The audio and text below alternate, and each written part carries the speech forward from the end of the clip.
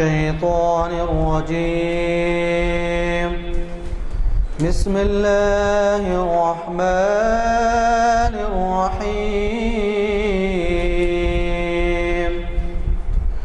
إذا زلزلت الأرض زلزالها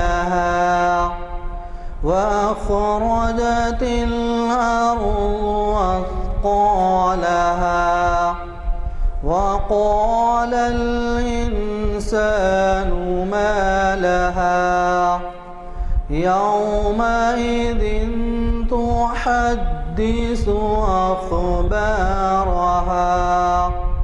بأن ربك أوحى لها يومئذ يصدر الناس أشتاتا ليروا أعمالهم فمن يعمل مثقال ذرة خيرا يره ومن يعمل مثقال ذرة شرا يره.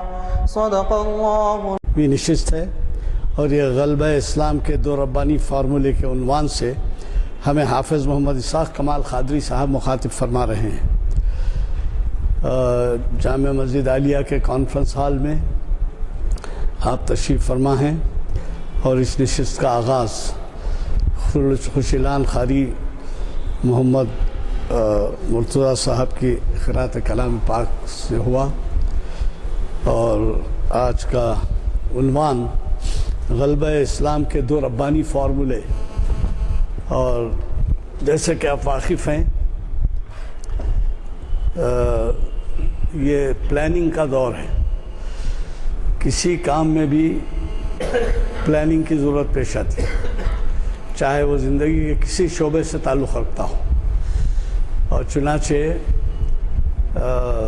ایسے حضرات جو بغیر پلاننگ کے کاروبار میں اپنے پیشے میں مصروف ہو جاتے تھے مقاصد حاصل کرنے کے لیے جد و جہد کرتے تھے لیکن ان کے ہاں کوئی پلاننگ نہیں ہوتی تھی تو وہ ایسے حضرات بھی اب آج کل حالات زمانہ کے اعتبار سے پلاننگ میں مصروف ہوتے ہیں اور پلاننگ کے مطابق وہ جو ہے اپنے کام انجام دیتے ہیں.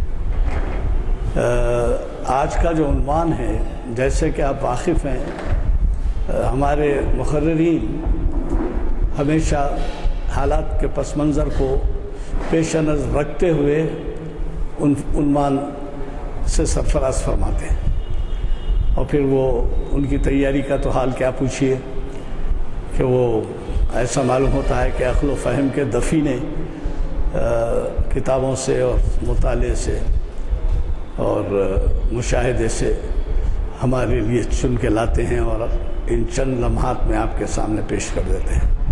اسی وجہ سے میں یہ کہتا ہوں کہ ان محافل کو جیسے کہ آپ واقف ہیں عبادت کا درجہ حاصل ہے. مجھے بڑی خوشی ہے کہ حافظ صاحب نے آج کے لیے ایسا عنوان چنا. ظاہر ہے کہ آپ کو معلوم ہے کہ یہ ویب سائٹ کی سہولت کی وجہ سے ساری دنیا میں دیکھا جا رہا ہے. یہ چند معروضات تھے. میں غلام یزدانی کنوینر محافل نے آپ کے خدمت میں یہ معروضات پیش کیے. اب میں حافظ صاحب سے گزارش کرتا ہوں آج کے مقرر صاحب سے کہ وہ شہ نشین پر تشریف لائیں اور ہمیں مخاطب فرمائیں. رحمۃ اللہ وبرکاتہ. بسم اللہ الرحمن الرحیم. الحمد للہ رب العالمین الرحمن الرحیم مالک یوم الدین والصلاة والسلام علی سیدنا محمد وعلی آلہ وصحبہ اجمعین ومن تبعهم بإحسان إلى يوم الدين. أما بعد. قال الله جل وعلا في كتابه المجيد فأعوذ بالله من الشيطان الرجيم وعد الله الذين آمنوا منكم وعملوا الصالحات ليستخلفنهم في الأرض كما استخلف الذين من قبلهم وَلَيُمَكِّنَنَّ لَهُمْ دِينَهُمُ الَّذِي ارْتَضَىٰ لَهُمْ وَلَيُبَدِّلَنَّهُم مِّن بَعْدِ خَوْفِهِمْ أَمْنًا. وقال النبي صلی اللہ علیہ وسلم الاسلام یعلو ولا یعلی علیہ. صدق اللہ العظیم وصدق رسولہ النبی الکریم. ہر قسم کی تعریف کے لائق اللہ ہی کی ذات گرامی ہے جو تمام جہانوں کا پالنہار ہے، جو بہت ہی مہربان نہایت رحم فرمانے والا ہے، جو بدلے کے دن کا مالک ہے. ایسے بے مثال ہستی کے اور مالک حقیقی کے درود اور سلام ہوں اس کے آخری نبی حضرت محمد مصطفیٰ صلی اللہ علیہ وسلم پر، آپ کی اولاد پر، آپ کے ازواج پر، آپ کے اصحاب پر، اور آپ کے ان تمام امتیوں پر جنہوں نے آپ کے طریق کی پیروی کی اور جو آپ کے طریقے کی پیروی قیامت تک کرتے رہیں گے. حمد و صلات کے بعد آج جس عنوان پہ آپ سے کچھ لب کشائی کرنا ہے اور اپنے سبق کو دہرانا ہے، اپنے ایمان کو تازہ کرنا ہے، اس کے بعد آپ کے ایمان کو بھی کچھ تازہ کرنا ہے اور کچھ ربانی ہدایات، غلبہ اسلام کے 2 ربانی فارمولے کے عنوان کے تحت آپ کے سامنے پیش کرنا ہے. اللہ تعالیٰ اپنی پسند کی بات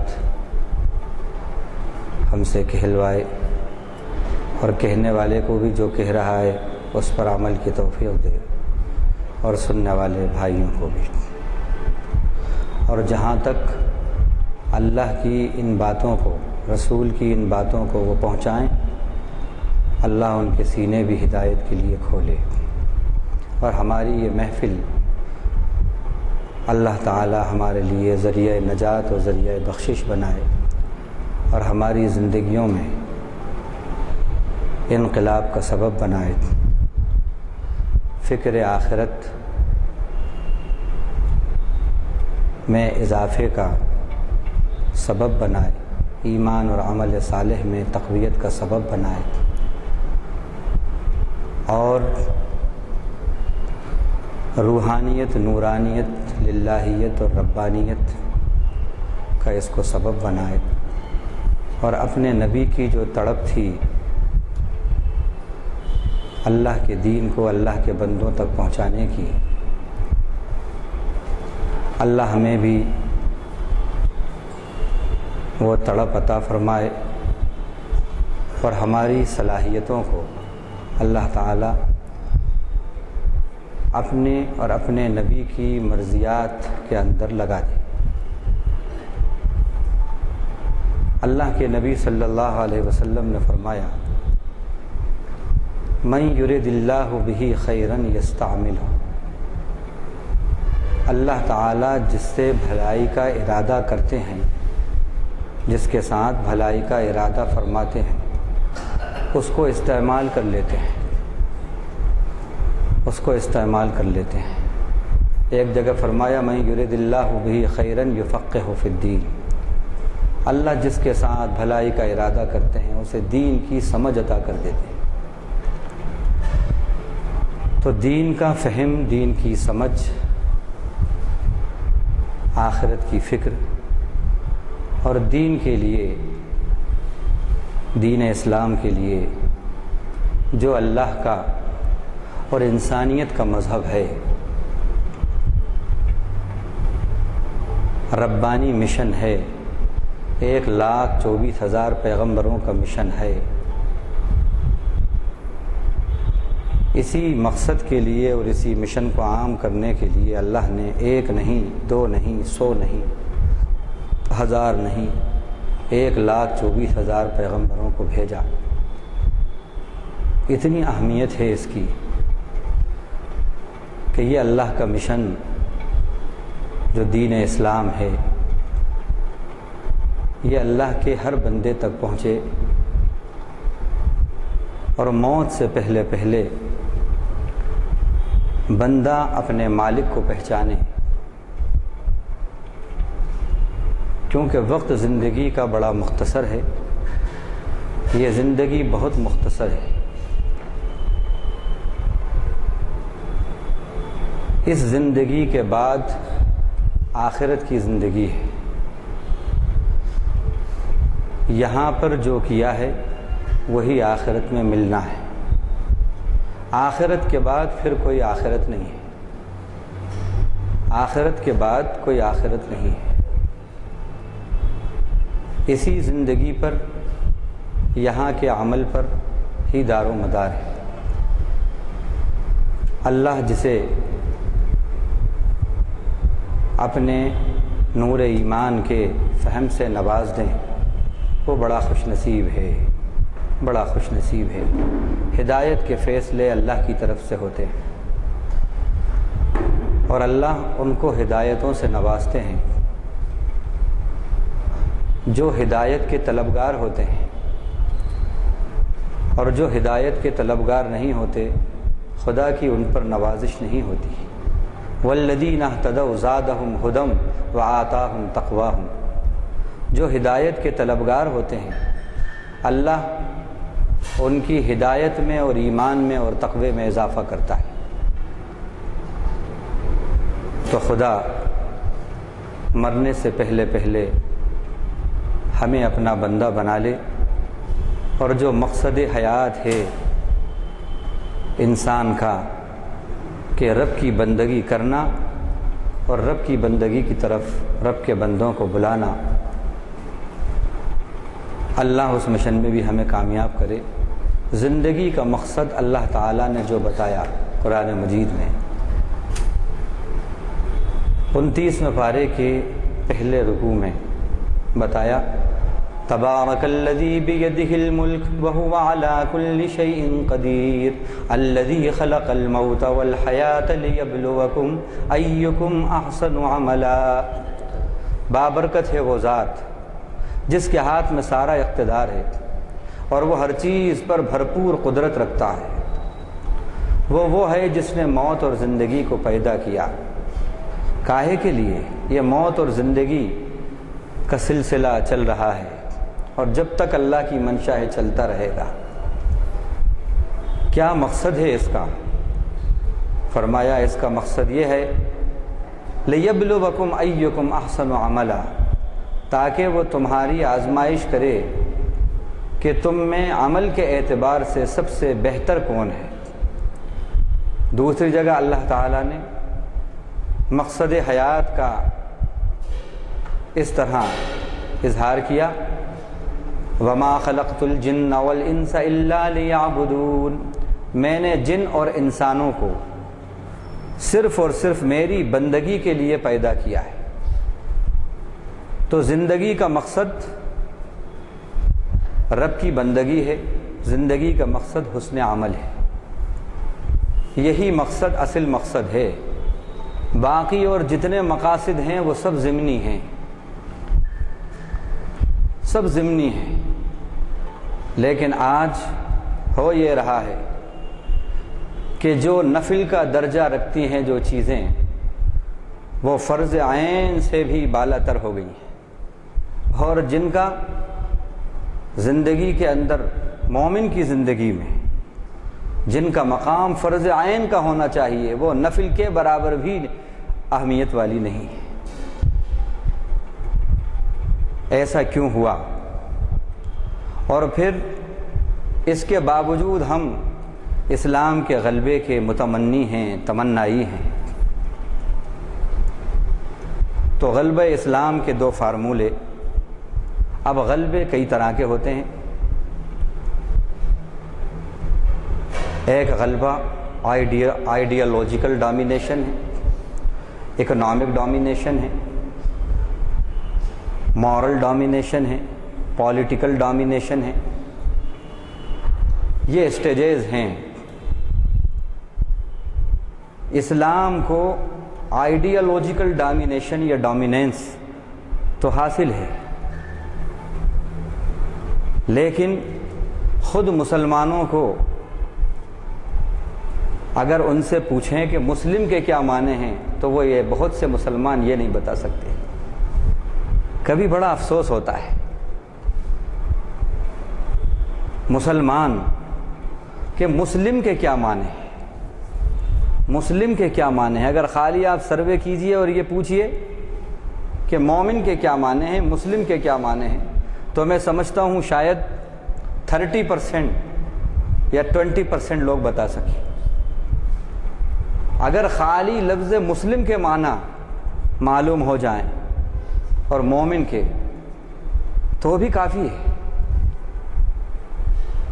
اسی طرح مسلمان کا جو نام ہوتا ہے، آپ سے سچ کہتا ہوں 95% مسلمانوں کی تعداد ایسی ہے کہ جو اپنے نام کے میننگ نہیں جانتی۔ اگر خالی مسلمان اپنے نام کے میننگ جان لیں اور اسی کی معرفت ان کو ہو جائے تو شاید زندگی کے اندر انقلاب کا ایک مرحلہ شروع ہو جائے۔ مومن نام ہے، ایمان والا، سارے کام بے ایمانی کے ہیں۔ نام ہے مسلم، خدا کا فرما بردار، خدا کے آگے سر جھکانے والا، لیکن خدا کے آگے ہی سر نہیں جھک رہا، خدائی کے آگے جھک رہا ہے۔ نام ہے ساجد، رب کو سجدہ کرنے والا، لیکن رب کو ہی سجدے نہیں ہو رہے، سب کو سجدے ہو رہے ہیں۔ نام ہے عابد، عبادت کرنے والا، لیکن جمعہ، عیدین اور رمضان کے علاوہ کبھی عبادت ہی نہیں کرتے عابد صاحب۔ یہ جو معرفت ہمیں نہیں ہے، شعور نہیں ہے۔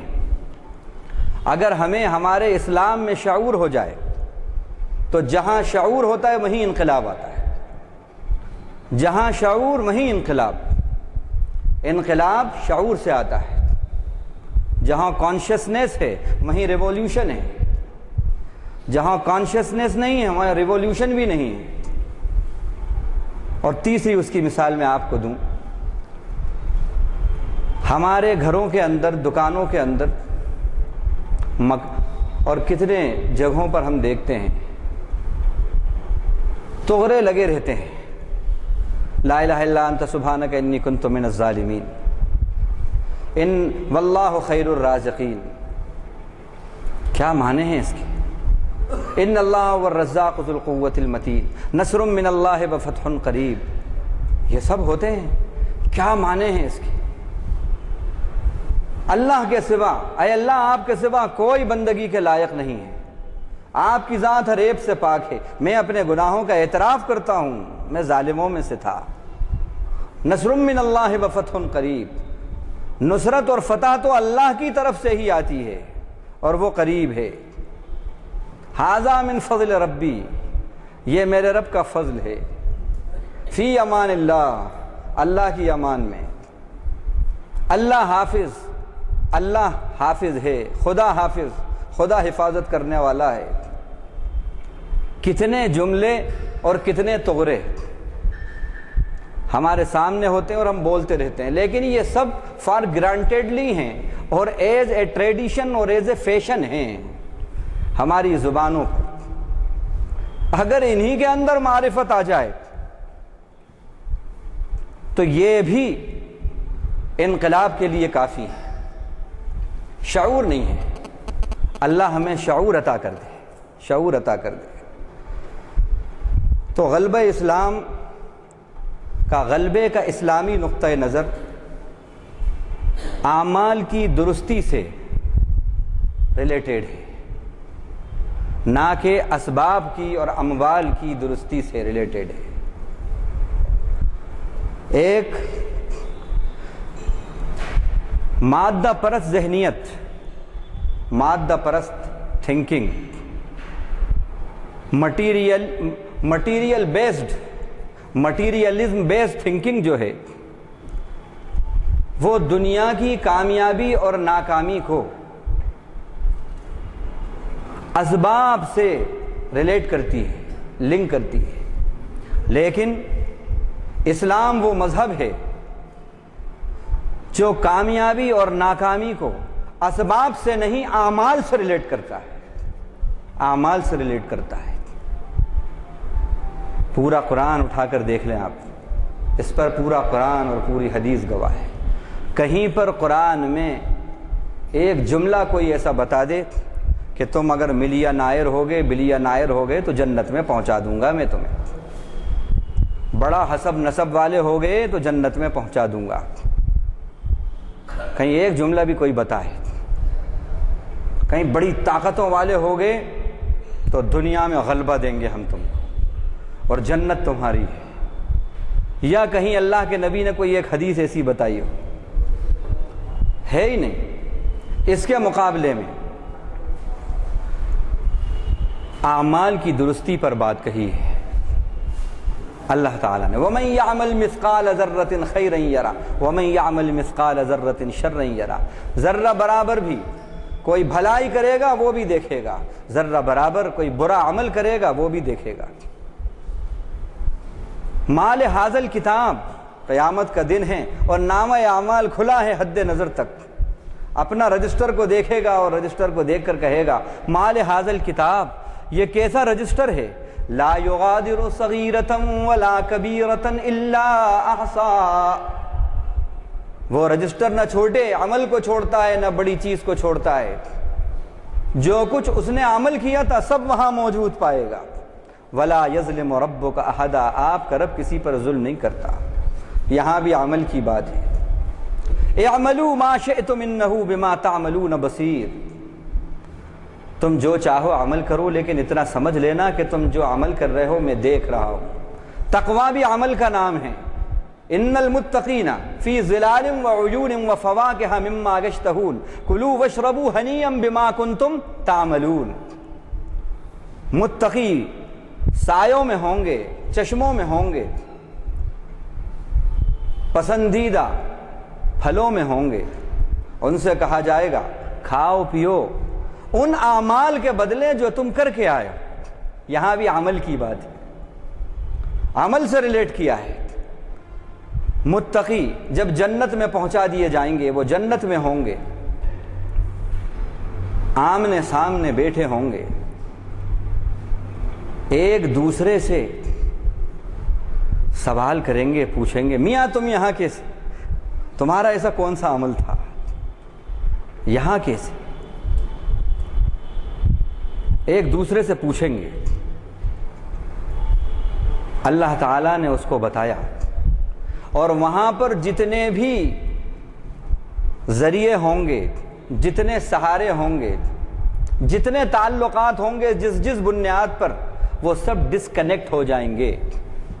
قرآن نے کہا صرف جو رشتہ اور جو دوستی قائم رہے گی وہ دوستی قائم رہے گی جو عمل صالح اور تقوی کی بنیاد پر ہوگی۔ الاخلاء یومئذ بعضهم لبعض عدو الا المتقین۔ جتنے دوست ہوں گے وہاں پر، خلیل کی جمع اخلا ہے، خلیل کہتے ہیں جگری دوست کو، سارے جگری دوست، ان کا یارانہ، ان کا دوستانہ سب ختم، سب ایک دوسرے کے دشمن ہوں گے۔ صرف اور صرف جو اللہ سے ڈرنے والے ہوں گے، عمل صالح والے ہوں گے، ان میں دوستی ہوگی، وہ ایک دوسرے کے دوست ہوں گے۔ یہاں بھی عمل کی بات ہے، عمل کی بات ہے۔ تو جنتی اور متقی ایک دوسرے کے سامنے ہوں گے، پوچھیں گے وَأَقْبَلَ بَعْضُهُمْ عَلَى بَعْضٍ يَتَسَاءَلُونَ۔ ایک دوسرے سے پوچھیں گے، کیا پوچھیں گے؟ یہ انڈرسٹوڈ ہے بات۔ میاں تم یہاں کیسے آئے، کون سی چیز تمہیں جنت میں لائی؟ کیا کہیں گے؟ قالوا انا كنا قبل في اهلنا مشفقین۔ ہم ہمارے رب سے ہمارے اہل و عیال میں بھی رہتے تھے تو ڈر کر رہتے تھے، خوف خدا کی زندگی گزار کر رہتے تھے، اس لیے فمن اللہ علینا وبقانا عذاب السموم۔ ہمیں ہمارے رب نے ہمارے اوپر احسان کیا کہ ہم کو بچا لیا تپش کے عذاب سے۔ اور کیوں آئے ہم یہاں پر؟ انا کننا من قبل ندعو، ہم پکارتے تھے تو اسی کو پکارتے تھے، مانگتے تھے تو اسی سے مانگتے تھے۔ تو عمل، بار بار قرآن کہتا ہے کلوا واشربوا ہنیئا بما اسلفتم فی الایام الخالیہ، داہنے ہاتھ والوں کو نامہ اعمال داہنے ہاتھ میں دیا جائے گا اور پھر ان سے کہا جائے گا کھاؤ پیو اطمینان سے، اور ان اعمال کے بدلے میں جو گزرے ہوئے دنوں میں آگے بھیج کر آئے ہو اعمال۔ لیکن عجیب بات ہے، ہماری آخرت اعمال سے جڑی ہوئی ہے، قبر عمل سے جڑی ہوئی ہے، حشر عمل سے جڑا ہوا ہے، لیکن عجیب بات ہے درستی اعمال کے بارے میں ہم سنسیئر نہیں ہیں، درستی اسباب میں بہت سنسیئر ہے، اسباب کی درستی کے اندر 100% سنسیئر، اعمال کی درستی میں 2% بھی سنسیئر نہیں ہے، اور ہیں بھی تو کتنا، اوکیجنلی یا ٹریڈیشنلی یا پارٹلی۔ بس رمضان آئیں گے تو تھوڑی ٹریڈیشنلی کچھ کام ہو جائیں گے، یا جمعہ اور عیدین، بس اس لیے میں کہہ رہا ہوں اوکیجنلی، پارٹلی یا ٹریڈیشنلی، لیکن اسباب کو درست کرنے میں فلی اور ٹوٹلی، ایکسٹریملی ہم سنسیئر ہیں۔ یہ باتیں بڑی عجیب لگ رہی ہیں، لیکن آج حال یہی ہے، اور اعمال پر ہی دار و مدار ہونا ہے آخرت میں۔ فَأَمَّا مَنْ ثَقُلَتْ مَوَازِينُهُ فَهُوَ فِي عِيشَةٍ رَاضِيَةٍ وَأَمَّا مَنْ خَفَّتْ مَوَازِينُهُ فَأُمُّهُ هَاوِيَةٌ، جن کے اعمال کا پلڑا بھاری ہوا، نیکیوں کا پلڑا بھاری ہوا، وہ پسندیدہ زندگانی میں ہوں گے، اور جن کے اعمال کا پلڑا ہلکا ہوا ان کا ٹھکانہ ہاویہ ہوگی۔ وَمَا أَدْرَاكَ مَا هِيَ، اور تجھے کچھ خبر بھی ہے کہ یہ ہاویہ کیا ہے؟ نار حامیہ، دہکتی ہوئی آگ ہے۔ تو سارا معاملہ ہے درستی اسباب کا، اعمال کا، لیکن آج درستی اعمال کے بجائے ہم درستی اسباب میں تو سنسیئر ہیں، لیکن درستی اعمال میں سنسیئر نہیں، یا درستی اموال میں سنسیئر ہیں۔ اللہ ہم کو اسباب سے بڑھ کر اعمال کو درست کرنے والا بنا دے، اللہ ایسا بنا دے۔ ہمارے سلف نے اسباب سے بڑھ کر اعمال کو درست کیا، ایمان اور عمل صالح، اسی لیے اللہ تعالیٰ نے اقلیت میں تھے، اکثریت پر ان کو غلبہ عطا کیا۔ کم من فئۃ قلیلۃ غلبت فئۃ کثیرۃ باذن اللہ، کتنی جماعتیں ایسی گزری ہیں جو اقلیت میں تھیں، اللہ نے اپنے حکم سے ان کو اکثریت پر غلبہ دیا۔ کیوں دیا؟ ایمان عمل صالح کی بنیاد پر دیا۔ بدر کو دیکھیے آپ، جنگ بدر کے اندر مسلمان کتنے تھے؟ 313۔ اسباب کیا تھے؟ 2 ٹوٹی ہوئی تلواریں۔ کیا اسباب تھے ان کے پاس؟ لیکن اعمال کے اعتبار سے کیا حال تھا کہ اپنی جانوں کو نچھاور کرنے کے لیے رب کے وفادار بن کر آ گئے تھے۔ اعمال درست ہے ان کے، اس لیے اللہ تعالیٰ نے کیا کیا؟ بڑے بڑے اسباب والوں کو ان کے سامنے تہس نہس کر کے رکھ دیا، نیست و نابود کر کے رکھ دیا۔ بڑے بڑے سردار 70 کے قریب مارے گئے، اور ان کو اپنے اسباب کی درستی پر بڑا ناز تھا۔ 1000 گھوڑے، تلواریں بھی سینکڑوں، اور اتنا یقین تھا ان کو کہ ہم ان مٹھی بھر لوگوں کو مار کے واپس آئیں گے، اور ان کو مارنے کے بعد شراب کے گھڑے ساتھ ہیں، نوجوان دوشیزائیں ساتھ ہیں کہ شرابیں پئیں گے، غزلیں سنیں گے، داد عیش دیں گے، پھر آئیں گے۔ لیکن اللہ نے کیا کیا؟ دکھا دیا یہاں پر اللہ تعالیٰ نے کہ اسباب کی درستی والے مغلوب ہو گئے، اعمال کی درستی والے، ایمان کی درستی والے غالب آ گئے۔ تو آج ضرورت اس بات کی ہے۔ اسی طرح ایک بات بہت اہم، اسلام شرک، کفر، نفاق کو فساد اور ظلم کہتا ہے، اور غیر اسلام دنگے، لوٹ مار، قتل و غارت گری، املاک کا ویسٹیج اور نفوس کا، جانوں کے ویسٹیج کو کہتا ہے کہ یہ فساد ہے۔ اسلامی نقطہ نظر،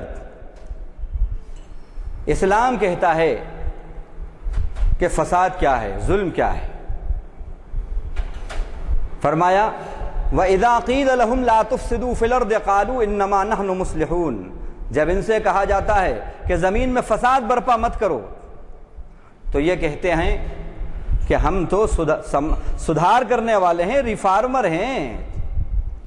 اب یہ جن کے بارے میں یہ آیتیں اتری ہیں، قرآن دیکھ لیجئے، ساری تفسیریں پڑھ لیجئے، یہ منافقین اور مشرکین کے بارے میں ہیں۔ کیا ان کا یہ فساد، جس کو قرآن نے کہا فساد مت پھیلاؤ زمین میں، کیا آج ہمارے ذہن میں جو کانسیپٹ ہے فساد کا، کیا ایسا فساد تھا ان کا؟ یہ کس فساد کو فساد کہا ہے؟ عقیدے کی خرابی کو فساد کہا، نفاق کو فساد کہا، شرک کو فساد کہا، ظلم کو فساد کہا۔ لیکن آج اس فساد کو کوئی فساد نہیں سمجھتا، اور یہی فساد وہ فساد ہے کہ جو نسلوں کو تباہ کر دیتا ہے۔ یہ جو فساد ہے جو ہم دیکھتے ہیں، جو ہمارے ذہن میں کانسیپٹ ہے، 200-400 کو مارے گا، لیکن یہ عقیدے کا فساد، شرک کا فساد، نفاق کا فساد کئی جنریشنز کو تباہ کرتا ہے۔ یہ قرآن کا نقطہ نظر ہے۔ قرآن کہتا ہے خدا نے جس کو فساد کہا ہے، بے عملی کو فساد کہا ہے، اپنے عمل کو درست کرو، شرک ختم کرو۔ اگر تم نے زندگی ایسے ہی گزار دی، اللہ نے سارے مواقع تمہارے سامنے فراہم کر دیے ہیں، گلوبل ولیج دنیا ہو گئی ہے، روایتوں پر قائم رہے اور اسی پر چلتے رہے اور حقیقت کو تم نے قبول نہیں کیا، تو پھر آنے والی زندگی کے بعد کوئی زندگی نہیں ہے، کوئی زندگی نہیں ہے۔ عربوں کے سامنے جب یہ بات آتی تھی، مشرکین مکہ کے سامنے جب ان سے کہا جاتا تھا کہ تم اللہ کی بندگی کرو اور جو اللہ نے اتاری ہے شریعت اس کو مانو، تو کیا کہتے تھے؟ قرآن نے یہ بھی بتایا وَإِذَا قِيلَ لَهُمُ اتَّبِعُوا مَا أَنزَلَ اللَّهُ قَالُوا بَلْ نَتَّبِعُ مَا وَجَدْنَا عَلَيْهِ آبَاءَنَا، ایک جگہ ہے مَا أَلْفَيْنَا عَلَيْهِ آبَاءَنَا۔ جب ان سے کہا جاتا ہے اللہ نے جو شریعت اتاری ہے، جو مستند آتھینٹک ہے، ساری شریعتیں انٹرپولیٹڈ ہو چکی ہیں، لیکن قرآن مجید اور اسلام کی جو شریعت ہے، قرآن جو ہے، ایک ایک حرف محفوظ ہے اس کا، ایز اٹ از جیسا تھا، اور یہ کریڈٹ کوئی انسانوں کو نہیں جا رہا، اللہ کو خود جاتا ہے کریڈٹ، اس کی قدرت کو جاتا ہے۔ اِنَّا نَحْنُ نَزَّلْنَا الذِّكْرَ وَإِنَّا لَهُ لَحَافِظُونَ، ہم نے اتارا ہے یہ قرآن، یہ نصیحت نامہ، اور ہم اس کی حفاظت کریں گے۔ تو جب ان سے کہا جاتا تھا اللہ نے جو شریعت اتاری ہے اس کی اتباع کرو، اس کے فالوور بنو، تو کیا کہتے تھے؟ نہیں، ہم تو ہمارے باپ دادوں کو ہم نے جن طور طریقوں پر پایا ہے، ہم تو بس انہی کے فالوورز بنیں گے۔ اب بہت اہم بات، شاید کہ نہیں ہو، اللہ تعالیٰ نے سورہ یونس رکوع نمبر 3 اور 4 کے اندر مشرکین مکہ کے عقیدے اور عمل کی بات بتائی ہے۔ فرمایا کہ جب موافق ہوائیں ان کو لے کر چلتی ہے، کشتیوں میں یہ ہوتے ہیں، اور موافق ہوائیں لے کر چلتی ہیں، وقت کی کمی کی وجہ سے عربی نہیں پڑھ رہا، خالی میں اب چل رہا ہوں آگے۔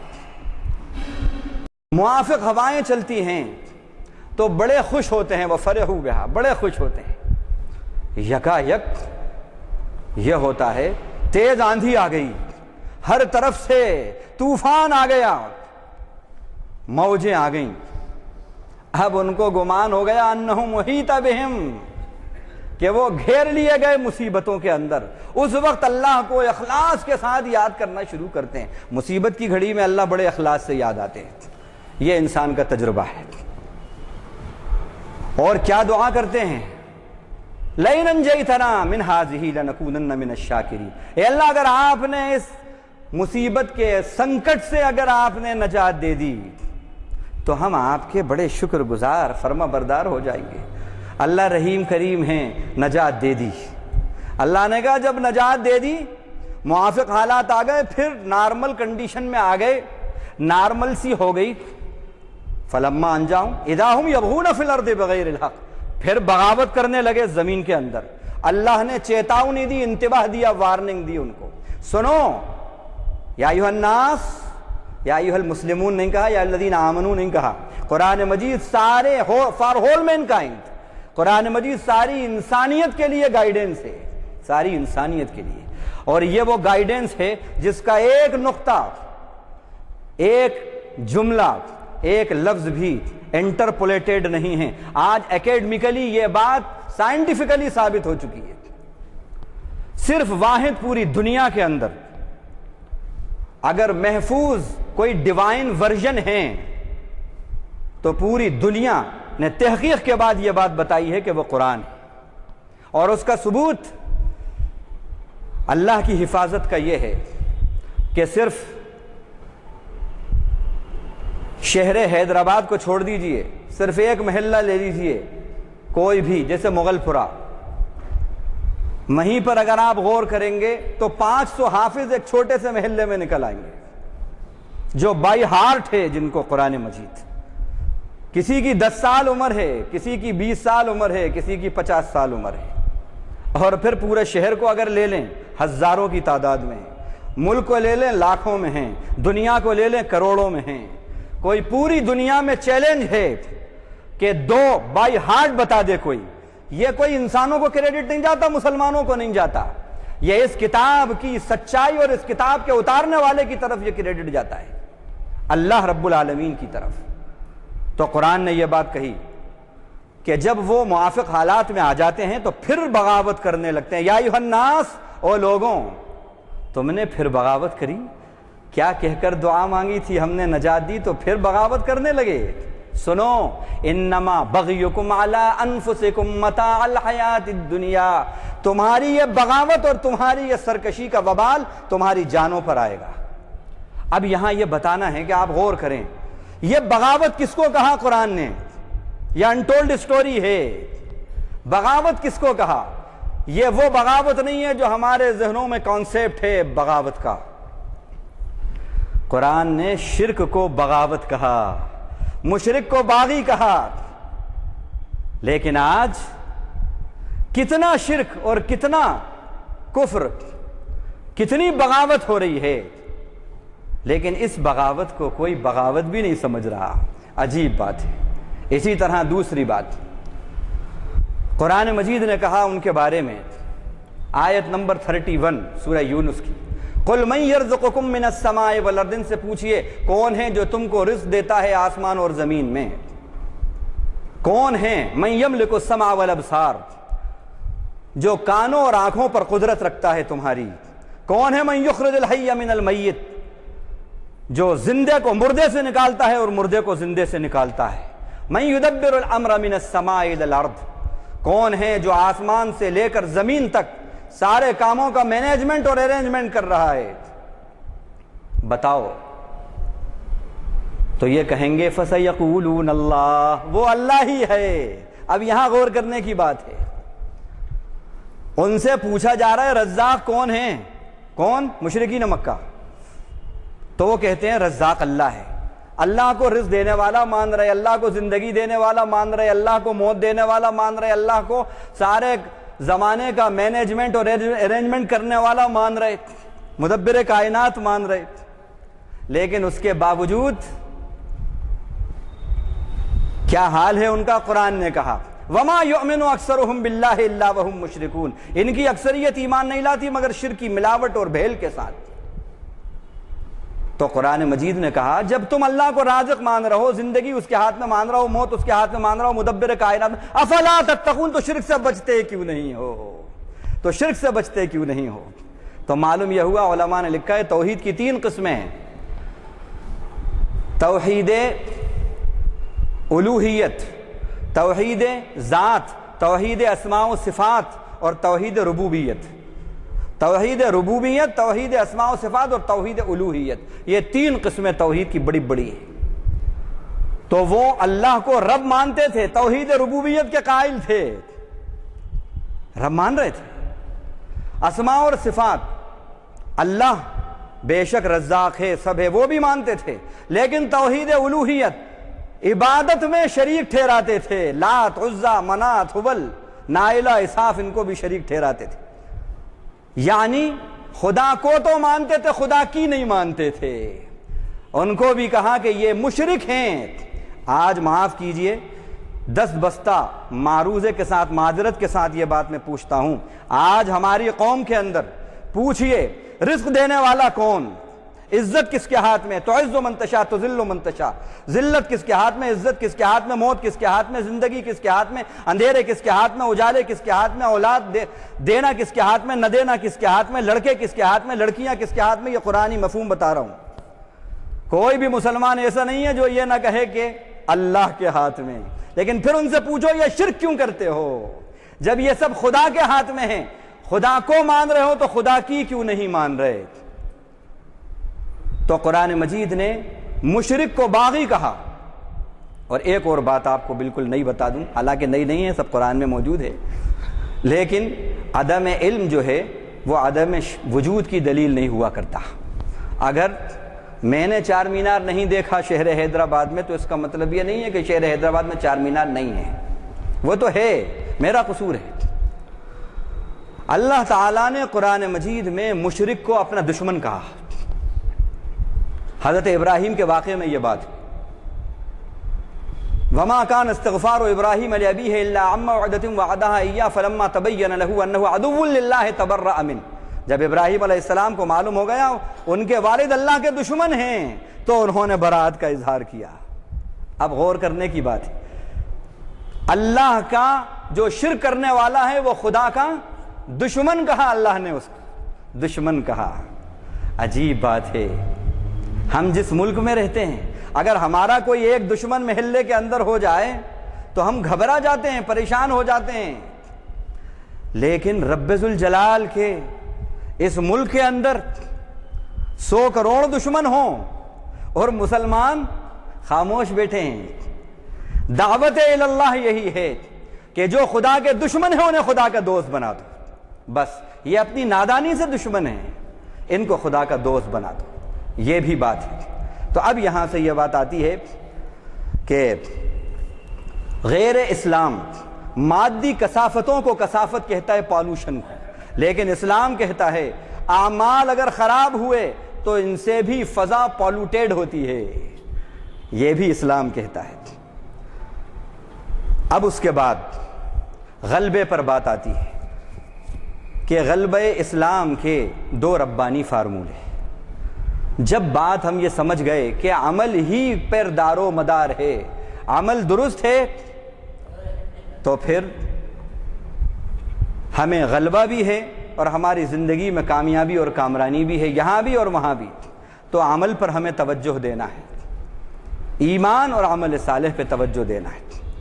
اب غلبہ اسلام کی کچھ خوشخبریاں جو اللہ تعالیٰ نے دی ہیں، کن لوگوں کے لیے دی ہیں یہ پھر میں بتاتا ہوں۔ اسلام کو غلبہ کیوں حاصل ہوا؟ اس لیے حاصل ہوا کہ جو چیز مؤثر ہوتی ہے وہ غالب ہوتی ہے، جو چیز متاثر ہوتی ہے وہ مغلوب ہوتی ہے۔ مؤثر اور متاثر سمجھ رہے ہیں آپ؟ مؤثر مانے اثر ڈالنے والی اور متاثر مانے اثر قبول کرنے والی۔ یقیناً جو طاقتور شے ہوتی ہے، جو پاورفل ہوتا ہے وہ مؤثر ہوتا ہے، اور جو چیز کمزور ہوتی ہے وہ متاثر ہوتی ہے۔ اسلام نے سینکڑوں سال، ہزاروں سال کی بت پرستی پر غلبہ حاصل کیا۔ کیوں؟ بت پرستی کمزور تھی، دم نہیں تھا اس میں۔ اسلام کے عقیدہ توحید کے اندر دم تھا، طاقتور تھا، مؤثر تھا، اس لیے غلبہ مل گیا۔ آج بھی اگر مسلمان غلبہ چاہتے ہیں تو اسلام کا جو عقیدہ توحید ہے اور عمل صالح ہے، اسی سے ان کا پاور بڑھے گا اور اسی سے ان کو ڈومیننٹ پوزیشن حاصل ہوگی۔ اللہ تعالیٰ نے فرمایا اولم یروا انا ناتی الارض ننقصها من اطرافها، کیا انہوں نے دیکھا نہیں ہم زمین پر آ رہے ہیں اور زمین کو ہم کم کر رہے ہیں آہستہ آہستہ۔ کیا مطلب؟ دین اسلام بڑھ رہا ہے اور کفر اور شرک جو ہے کم ہو رہا ہے۔ آج یہ دیکھنے میں آیا، کل ہی پڑھ رہے تھے، جارج واشنگٹن کا پرپوترا اسلام لایا، اس کا انٹرویو دیکھا، اس کے بارے میں پڑھا، کیا تحقیق کرنے کے بعد اور کس طرح وہ متاثر ہوا اور پھر آج کیا کام کر رہا ہے۔ وہ ٹونی بلیئر صاحب کی سالی مسلمان ہو گئی، اسلام لے آئے۔ کیوں لائے؟ یہ سب باتیں آتی ہیں، ہم پڑھتے ہیں وائی آئی ایمبریس اسلام، یہ کالم آتے رہتے ہیں، ان میں دیکھتے رہتے ہیں۔ تو اسلام نے یہ جو کہا کہ هو الذی ارسل رسولہ بالہدی ودین الحق، وہی ہے اللہ جس نے اپنے رسول کو ہدایت لے کے بھیجا اور دین حق لے کر بھیجا، اور اس لیے بھیجا کہ اس کو غالب کرے۔ یہ اللہ کی خوشخبری ہے، اللہ کی نوید ہے، غالب آ کر رہیں گے۔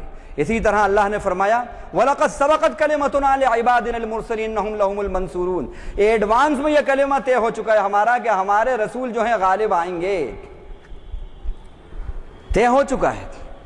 اسی طرح یہ بھی طے ہو چکا ہے إِنَّ الَّذِينَ يُحَادُّونَ اللَّهَ وَرَسُولَهُ كُبِتُوا كَمَا كُبِتَ الَّذِينَ مِن قَبْلِهِمْ، وہ لوگ جو اللہ اور رسول سے دشمنی کریں گے وہ اوندھے منہ گرا دیے جائیں گے جیسے ان سے پہلے گرائے گئے۔ اولئک فی الاذلین، وہ ذلیل و خوار ہوں گے۔ آج اگر کوئی یہودی فلم بناتا ہے انوسینس آف مسلمز 10 منٹ کی، پوری دنیا میں ایک تہلکہ مچ جاتا ہے۔ وہ تو کریں گے اور کرتے رہیں گے اور یہ چال بازیاں تو ہوتی رہیں گی۔ مسلمانوں کو کرنے کا کام کیا ہے؟ مسلمانوں کو کرنے کا کام جو ہے وہ 2 فارمولوں کو اپنانا ہے ان کو غلبے کے، 2 فارمولے۔ اب پہلا فارمولہ کیا ہے؟ جس سے ان کو سیفٹی ملے، سیکورٹی ملے، وہ فارمولہ کیا ہے؟ اللہ نے فرمایا یہ ڈیوائن فارمولہ ہے اور اللہ سے بہتر فارمولہ کوئی بھی نہیں دے سکتا سیفٹی کا، سیکورٹی کا، ایشورٹی کا۔ فرمایا یا ایھا الرسول بلغ ما انزل الیک من ربک، اے رسول جو آپ کی طرف دین نازل کر دیا گیا ہے، قرآن اتار دیا گیا ہے، آپ اس کو دوسروں تک پہنچائیے، تبلیغ کیجئے، کنوے کیجئے۔ فَإِن لَّمْ تَفْعَلْ فَمَا بَلَّغْتَ رِسَالَتَهُ، اگر یہ قرآن کا پیغام آپ نے نہیں پہنچایا دوسروں تک تو رسالت کا حق ادا نہیں کیا۔ اللہ اکبر۔ علماء نے لکھا ہے کہ یہ اتنا اہم فریضہ ہے دعوت اللہ کا کہ رسول اگر اس کو بفرض محال ادا نہ کریں تو رسول کی رسالت مشکوک ہو رہی ہے، تو رسول کی رسالت اس کے نہ کرنے میں مشکوک ہو سکتی ہے، تو مسلمان کی مسلمانی مشکوک نہیں ہو سکتی۔ اور یہ کام کریں گے آپ دعوت اللہ، اللہ کے دین کو اللہ کے بندوں تک پہنچائیں گے، تو کیا کریں گے اللہ؟ یہ فارمولہ بتا رہا ہوں، ڈیوائن فارمولہ سیفٹی اور سیکورٹی کا۔ واللہ یعصمک من الناس، اللہ لوگوں سے آپ کی حفاظت کریں گے، سیفٹی اور سیکورٹی دیں گے۔ یہ فارمولہ ہے دعوت اللہ کے اندر، اللہ نے مسلمانوں کی سیفٹی اور سیکورٹی کا فارمولہ رکھا ہے۔ اب دوسرا فارمولہ مسلمانوں کو حکومت ملے اور مسلمانوں کو دنیا میں محبت ملے، ان کی پوزیشن بہتر ہو، یہ فارمولہ اللہ نے بتایا ایمان اور عمل صالح میں۔ فرمایا ان الذین آمنوا وعملوا الصالحات سیجعل لهم الرحمن ودا، بے شک وہ لوگ جو ایمان لائے اور اچھے عمل کیے، رحمان ان کے لیے محبت اتار دے گا۔ محبت چاہتے ہو تو محبت اللہ نے رکھ دی ہے ایمان میں اور اچھے عمل کے اندر رکھ دی ہے محبت۔ یہ فارمولہ ڈیوائن فارمولہ ہے محبت حاصل کرنے کا، ایمیکیبلٹی حاصل کرنے کا، یہ ڈیوائن فارمولہ ہے، یہ اپناؤ گے اس سے محبت ملے گی تم کو۔ اسی طرح اسی فارمولے سے دنیا میں ڈومیننٹ پوزیشن تم کو ملے گی۔ تمہیں ڈومیننٹ پوزیشن ملے گی، اچھے عمل ہوں گے تو تمہیں آئیڈیالوجیکلی ڈومینیشن ملے گا، اچھے عمل ہوں گے تو مارل ڈومینیشن تم کو ملے گا، پھر اکنامک ڈومینیشن ملے گا، پھر پولیٹیکل ڈومینیشن تم کو ملے گا۔ وہ بھی اللہ نے بتایا، فرمایا وعد اللہ الذین آمنوا منکم وعملوا الصالحات لیستخلفنہم فی الارض، اللہ نے وعدہ کیا ہے ان لوگوں سے جو ایمان لائے اور اچھے عمل کیے کہ وہ تم کو دنیا میں حکومت دے گا جیسے تم سے پہلے لوگوں کو حکومت دی ہے، جیسے پہلے لوگوں کو دی ہے۔ سورہ نور رکوع آیت نمبر 55 میں اللہ نے کہا وَلَقَدْ كَتَبْنَا فِي الزَّبُورِ مِن بَعْدِ الذِّكْرِ أَنَّ الْأَرْضَ يَرِثُهَا عِبَادِيَ الصَّالِحُونَ، زمین کی وراثت، زمین میں ڈومیننٹ پوزیشن اللہ نے کہا ملے گا، ہم نے لکھ دیا ہے پچھلی کتابوں کے اندر، یہ بات لکھ دی ہے اور قرآن میں بھی لکھ دی ہے یہ بات کہ زمین کے وارث ہمارے نیک بندے ہوں گے ایمان اور عمل صالح سے۔ یہ وہ فارمولہ ہے ایمان اور عمل صالح کا، اس کے ذریعے اللہ ایمیکیبلٹی عطا کریں گے، محبت اور مودت عطا کریں گے، اس کے ذریعے اللہ ڈومیننٹ پوزیشن عطا کریں گے، غلبہ عطا کریں گے۔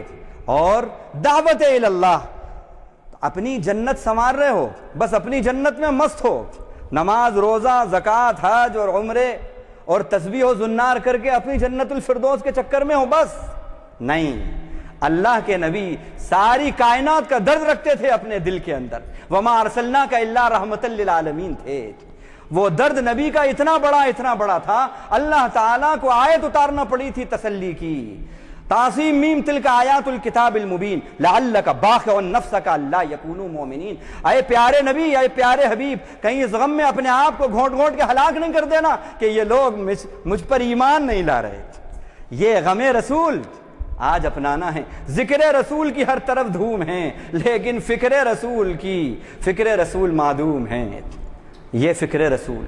تو یہ دو نسخے ہیں غلبہ اسلام کے جو اللہ تعالیٰ نے ہمیں بتائے ہیں، اللہ تعالیٰ نے ہمیں بتائے ہیں۔ بہرحال اب وقت نہیں ہے، وقت اجازت نہیں دیتا، بس خالی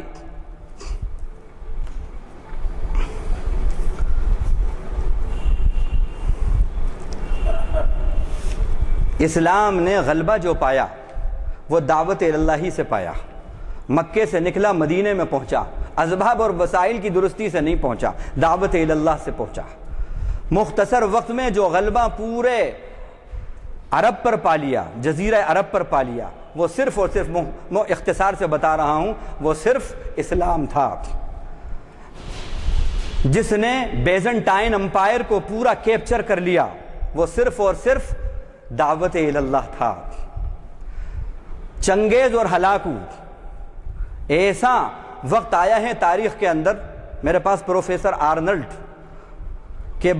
کے پورے اقتباسات موجود ہیں لیکن وقت اجازت نہیں دیتا کہ میں ان کو پڑھ کے بتاؤں، خلاصہ بتا رہا ہوں۔ انہوں نے یہ لکھا اپنی مشہور کتاب مشہور زمانہ پریچنگ آف اسلام کے اندر کہ ایسے دو وقت آئے ہیں اسلام کے اوپر جب یہ لگ رہا تھا کہ اب اسلام کا خاتمہ ہو گیا، تاتاری اور مغلوں کا غلبہ۔ یہ حال تھا تاتاریوں کا کہ اگر کوئی تاتاری مسلمان سے کہتا اور ایک نہیں 10 مسلمان وہاں جا رہے ہوتے اور ان سے کہتا تم یہیں پر ٹھہرو، میں گھر جاتا ہوں وہاں سے تلوار لا کر ابھی تمہیں ختم کروں گا، وہ ڈر کے مارے وہیں سہ میں دبے رہتے تھے، وہ گھر جاتا آتا اور قتل کر دیتا تھا۔ یہ لکھا ہے بڑے بڑے مورخین نے، مولانا علی میاں صاحب نے بھی لکھا ہے، اور یہ مسل مشہور ہو گئی تھی اگر یہ کہا جائے کہ تاتاری مغلوب ہو گئے تو یقین نہیں کرنا، سب یقین کر لینا۔ ان کا ایسا وقت آیا تھا کہ یہ لگ رہا تھا کہ مغلوب ہو رہا ہے اسلام۔ لیکن عجیب بات ہے، چنگیز خاں کے دور میں ندیاں بہا دی خون کی، پھر اس کا پوتا ہلاکو خاں ایک 70 سال کے بعد 50 سال کے بعد پھر جو اس کا دور آتا ہے تہس نہس کر کے رکھ دیا۔ لیکن پھر کیا ہوا؟ فاتح نے مفتوح قوم کے مذہب کو قبول کیا، تفصیل کا وقت نہیں ہے، اسلام کے عمل سے متاثر ہوا، تو یہ غلبہ اسلام صرف اور صرف دعوت اللہ سے پھیلا ہے۔ اور جارج برنارڈ شاہ جو بڑے مشہور ہیں، بہت مشہور مورخ ہے، اس نے لکھا اس نے لکھا کہ میں دیکھ رہا ہوں کہ آنے والی 100 سال کے اندر پوری دنیا کا مذہب اسلام ہوگا، لیکن وہ اسلام نہیں ہوگا جو آج کے مسلمانوں کا ہے، وہ دعوت اللہ والا اسلام ہوگا، اس کے ذریعے ان کو غلبہ حاصل ہوگا۔ اقبال نے کہا تھا، اسی پہ ختم کرتے ہیں، ہے عیاں یورش تاتار کے افسانے سے، پاسباں مل گئے کعبے کو صنم خانے سے۔ یہ پاسباں جو چلے تھے برباد کرنے، وہی پاسباں بن گئے اسلام کے۔ یہ چمتکار کیسے ہوا؟ یہ صرف اور صرف دعوت اللہ سے ہوا۔ اللہ ہم سب کو یہ ربانی فارمولہ دعوت اللہ کا اپنانے والا بنائے، اسی سے ہمیں محبتیں ملیں گی، سیفٹی اور سیکورٹی ملے گی، اور ایمان اور عمل صالح کے فارمولے سے اللہ تعالیٰ نے وعدہ کیا ہے ہم کو دنیا کے اندر حکومت بھی ملے گی اور دنیا کے اندر محبتیں بھی ہم کو ملیں گی۔ وآخر دعوانا الحمدللہ۔ 2-3 مہینے میں ایک دفعہ اور بعض مرتبہ مہینے میں ایک دفعہ خطاب فرماتے ہیں، تو وہ دن یاد آتا ہے جب کہ ان محافل کا آغاز آپ ہی کے خطاب سے ہوا تھا، یعنی آج 457ویں نشست ہے، یعنی 457 ہفتے گزرے ہیں، اور ایک سال میں رمضان کو چھوڑ کر جو محافل ہوتی ہیں ان کی تعداد لگ بھگ 45 کے ہوتے ہیں، تو 457 کے معنی آپ اندازہ لگا لیجئے کہ 10 سال ہو چکے اور 11ویں سال میں ہم داخل ہیں،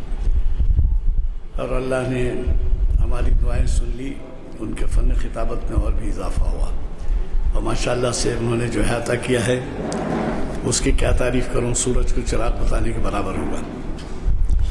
اتفاق سے میں نے جو تعارفی تقریر کی تھی اس میں آج کا دن و تاریخ کہنا بھول گیا تھا، چونکہ یہ ریکارڈ ہوتا ہے اور بیرونی ممالک میں دیکھا جاتا ہے، یہ اس کی بھی اہمیت ہے۔ آج مولانا کا خطاب 17 ستمبر 2012 عیسوی کو ہوا، جو 29 شوال المکرم ہے، روز دوشنبہ بعد نماز عصر جامع مسجد عالیہ میں، جامع مسجد عالیہ گن فاؤنڈری میں شریعت انفارمیشن سروس کی 457ویں نشست، جس کو مولانا محمد مبارک وسلم۔ سبحان اللہ وبحمدہ، سبحانک اللہم وبحمدک، نشہد ان لا الہ الا انت، نستغفرک ونتوب الیک۔ اللہم اجعلنا من الذین یستمعون القول فیتبعون احسنہ، اللہم اسمعنا منادی الجنة مع الابرار، وصلی اللہ تعالی علی خیر خلقہ محمد وآلہ وصحبہ اجمعین، آمین والحمد للہ۔